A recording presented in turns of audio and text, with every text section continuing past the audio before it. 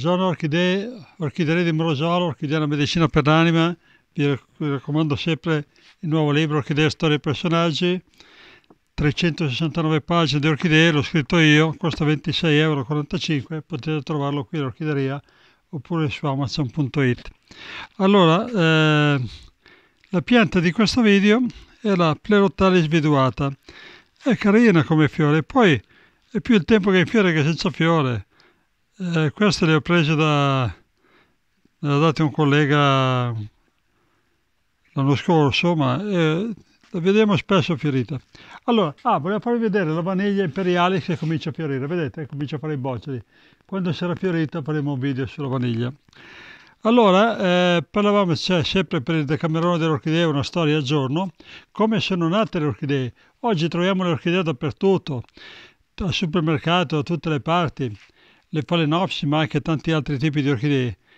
Ma da dove vengono? Dove arrivano? Ne abbiamo visto l'altra volta qualcosa.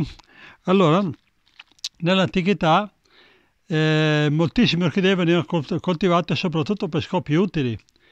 Ci sono un sacco di orchidee che venivano coltivate per mangiarle, per utilizzarle come medicina, oppure per foraggio per gli animali o per mille altri scopi. Per esempio, certe piante si usavano le foglie, mi sembra dei Phaius, si usavano le foglie per conservare gli alimenti freschi, tante si usavano come tabacco, tante si usavano per fare delle pipe, delle trombe, per esempio le scomburchie, tantissimi utilizzi.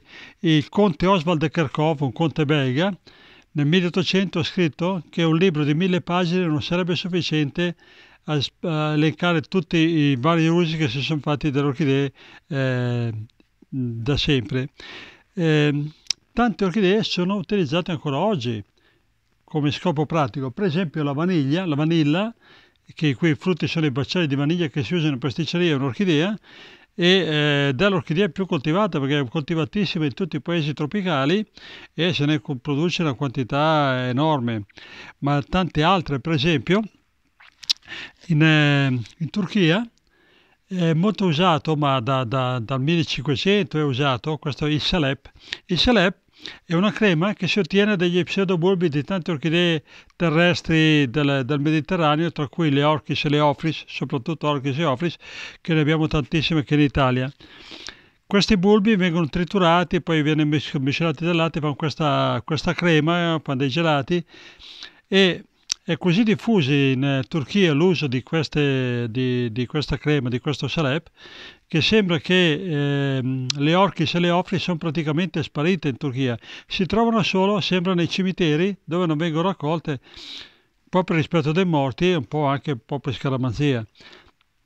Ma tantissime orchidee appunto sono state coltivate nei secoli per scopi appunto pratici, non per la bellezza.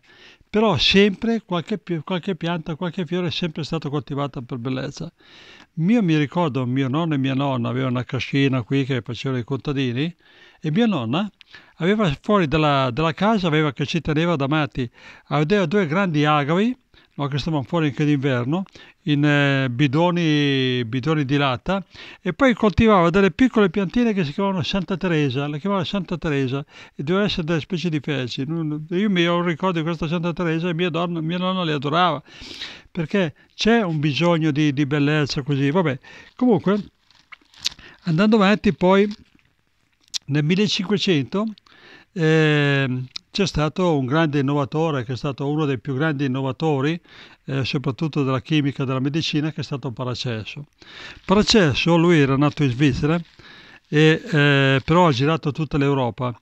Era uno che assolutamente non sapeva cos'era la diplomazia, andava dritto proprio, poi aveva il caratteraccio, era arrogante, scorbutico, però è stato un grandissimo medico.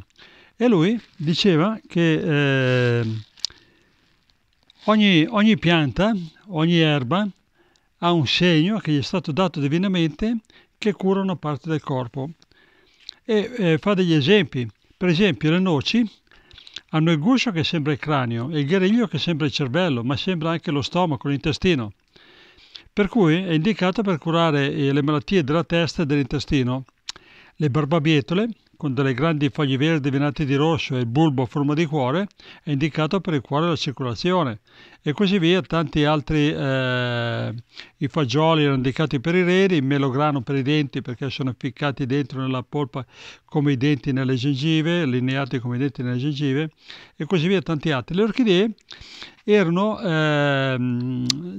servivano per, dato che hanno gli pseudobulbi a forma di testicoli, per la sfera sessuale.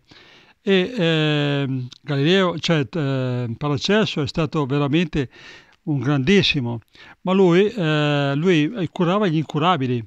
Ha curato un sacco di incurabili che tutti gli altri medici dicevano che erano incurabili, lui li curava e li guariva. Per cui lui diceva che bisognava cercare non la malattia nel mondo esterno, ma quella nel mondo interno, cioè che è il mondo delle cause, mentre quello dell'esterno è il mondo degli effetti, e bisogna cercare la malattia nel mondo delle cause. E lui cercava di curare la malattia con quello che aveva causato la malattia. Cioè, allora si diceva che il caldo va combattuto con il freddo, e il freddo con il caldo e così via. Invece lui diceva no, perché quello che ha causato la malattia la può anche guarire. È stato il precursore dell'omeopatia, che poi quello che ha fondato l'omeopatia si ha ripreso molti degli studi di Paracelso. Paracelso, vabbè, comunque ha fatto anche lui nel mondo delle orchidee. Vi raccomando, se volete leggere qualcosa di molto interessante, andate su Google, digitate le 7 regole di vita di Paracelso. Sono 7 regole fantastiche, scritte 500 anni fa e sono attualissime adesso.